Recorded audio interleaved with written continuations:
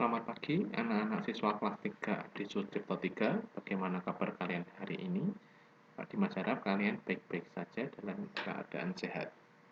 Hari ini kita akan belajar mengenai pengamalan sila pertama Pancasila dalam kehidupan sehari-hari pada tema 8 Praja Muda Karana, subtema 2 Aku Anak Mandiri, pembelajaran keempat. Sebelum memasuki pembelajaran, Pak Dimas ada pertanyaan.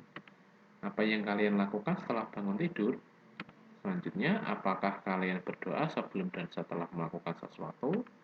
Yang ketiga, kegiatan seperti apa yang kalian lakukan yang berkaitan dengan berdoa? Ya, kalian bisa menjawab pertanyaan yang telah Pak Dimas berikan ini. Berkaitan dengan berdoa, kita akan belajar mengenai pengamalan sila pertama Pancasila, yang kedua meniru gerakan pohon kelapa, yang ketiga membuat peta pikiran.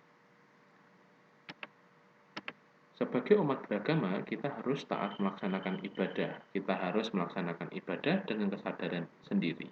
Kita bisa melaksanakan ibadah di tempat ibadah. Kita juga bisa melaksanakan ibadah di rumah. Saat akan beribadah, kita menyiapkan peralatan ibadah terlebih dahulu. Kita dapat menyiapkan peralatan ibadah kita secara mandiri. Ibadah seperti umat muslim, ya, bisa dilakukan di masjid ataupun di rumah bersama keluarga juga atau sendiri. Kemudian sebelum melakukan ibadah yaitu sholat bagi umat muslim, langkah pertama yang harus dilakukan adalah dengan cara mensucikan diri dengan cara berwudu. Kemudian setelah berwudu kita menggunakan pakaian, yaitu bagi laki-laki menggunakan sarung dan bagi perempuan menggunakan mukena. Setelah itu kita menggunakan alasnya yaitu sajadah. Sholat ini dilakukan setelah saat azan telah berkumandang atau selesai dikumandangkan. Kemudian kalian segera melaksanakan sholat. Untuk umat Nasrani juga sama. Mereka beribadah di gereja atau juga bisa di rumah. Kalau di gereja ada hari-hari tertentu seperti hari Sabtu dan hari Minggu di jam-jam tertentu.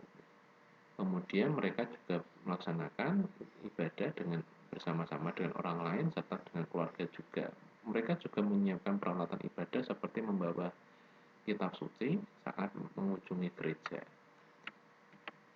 Kemudian taat beribadah sesuai dengan janji pramuka, sebab salah satu janji pramuka adalah takwa kepada Tuhan Yang Maha Esa. Taat dalam beribadah merupakan salah satu pengamalan sila pertama Pancasila.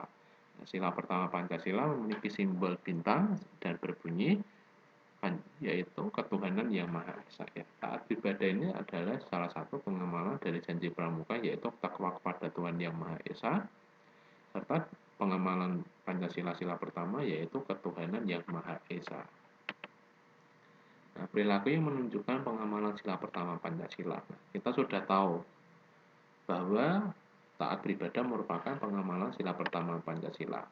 Sekarang kita akan menentukan perilaku yang menunjukkan pengamalan sila pertama Pancasila. Yang pertama ada taat beribadah. Kita menjalankan perintah dan menjauhi larangannya. Agama yang kita anut.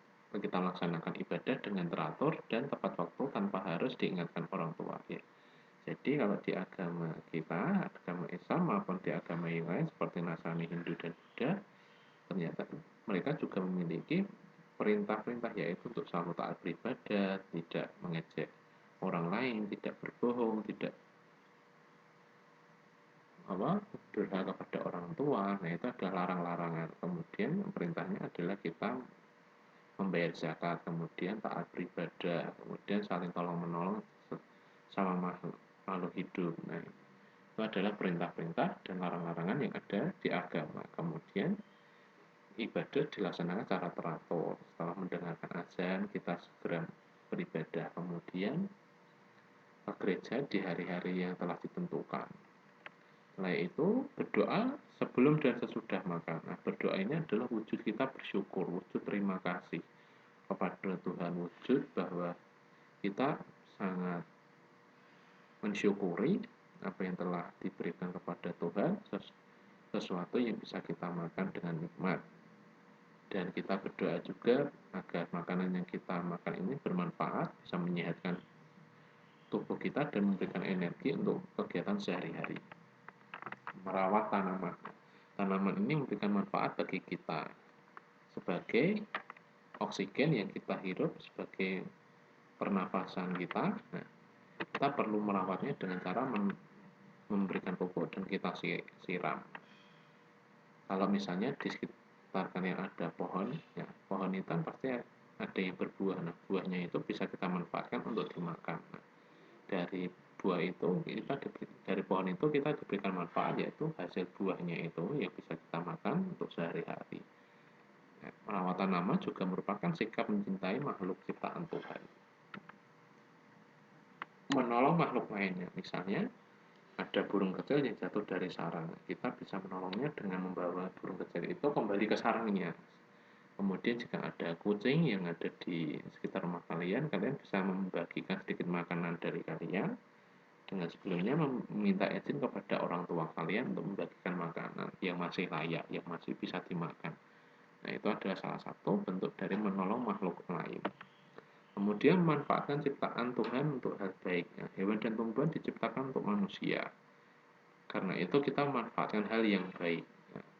Pohon jati bermanfaat sebagai perabotan rumah seperti membuat meja, kursi, pintu, almari. Nah, dan pohon kelapa dimanfaatkan untuk membuat sapu lidi, cangkang ketupat, kemudian bahan masakan. Nah, kita bisa memanfaatkan pohon kelapa untuk kebutuhan sehari-hari juga. Nah, mengenai pohon kelapa dapat dimanfaatkan sebagai tempat berteduh juga. Batang pohon kelapa tinggi dan daunnya lebar. Kemudian daunnya melambai-lambai ditiup angin. Mari kita mencoba untuk menunjukkan gerakan pohon kelapa yang tertiup angin. Yang pertama, kita berdiri dengan sikap tegak. Kemudian kita angkat kedua tangan lurus ke atas, lalu posisi jari tangan mengepal. Ketiga, kita jinjitkan kedua kaki setinggi yang kita bisa. Keempat, kita pertahankan gerakan tersebut sampai hitungan kelima. Nah, seperti pada gambar menunjukkan bahwa gambarnya sedang jinjit, kemudian tangannya mengepal. Menunjukkan badan meniru gerak pohon kelapa tertiup angin. Yang pertama, kita mulai dengan sikap berdiri tegak. Kedua, angkat kedua tangan lurus ke atas, lalu posisi jari tangan mengepal. Tiga, jinjitkan kedua kaki setinggi yang kita bisa. Keempat, miringkan badan ke samping. Kelima, pertahankan gerakan tersebut sampai hitungan kelima. Keenam, miringkan badan ke samping kanan. Ketujuh, pertahankan gerakan tersebut sampai hitungan kelima. Kemudian kembali ke posisi berdiri tegak, lalu turunkan kedua tangan. Mengenai tunas kelapa, kita ada bacaan. Di paragraf pertama, tunas kelapa merupakan lambang pramuka. Pemilihan tunas kelapa sebagai lambang pramuka berdasarkan sifat-sifat yang dimiliki tanaman kelapa. Salah satu sifat dan buah kelapa adalah dapat bertahan lama. Dalam berbagai keadaan, buah kelapa selalu kuat. Seperti halnya buah kelapa, anggota pramuka diharapkan memiliki tubuh yang sehat dan kuat. Anggota pramuka juga harus kuat menghadapi tantangan. Tunas kelapa ini adalah lambang dari lambang pramuka. Kemudian memiliki sifat, yaitu salah satunya adalah dapat bertahan lama. Diharapkan bahwa kita sebagai anggota pramuka itu untuk selalu memiliki tubuh yang kuat dan sehat, serta siap menghadapi tantangan. Buah kelapa juga dapat tumbuh di mana saja. Artinya, anggota pramuka dapat menyesuaikan diri dengan keadaan sekelilingnya. Tanaman kelapa tumbuh menjulang lurus ke atas. Pohon kelapa merupakan salah satu pohon yang tertinggi di Indonesia. Sesuai sifat tersebut, anggota pramuka diharapkan memiliki cita-cita yang tinggi dan berpendirian teguh. Buah kelapa ini dapat tumbuh di mana saja, yang artinya kita sebagai anggota pramuka dapat menyesuaikan diri dengan sekelilingnya, dengan tempat tinggal maupun di daerah lain. Kita harus bisa menyesuaikan diri, bisa berkomunikasi dengan orang yang belum pernah kita temui, atau bisa beradaptasi dengan keadaan sekitar. Kemudian